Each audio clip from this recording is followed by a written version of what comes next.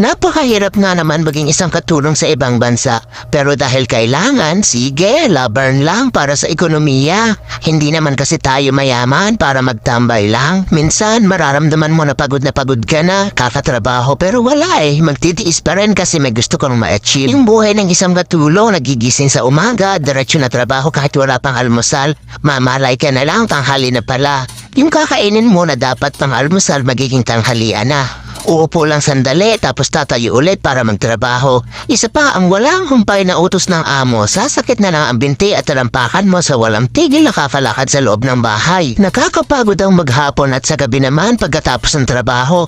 Titingin ka sa orasan, akala mo maaga pa pero madaling araw na pala. Pero okay lang yun, may sahod naman eh, yun lang naman ang mahalaga. At yung sahod na yun ay inaakala ng iba na porke nag-abroad ka, mapera ka na. Hindi lang nila alam na mas mahirap dito. Marami kang kalaban pero wala kang kakampi.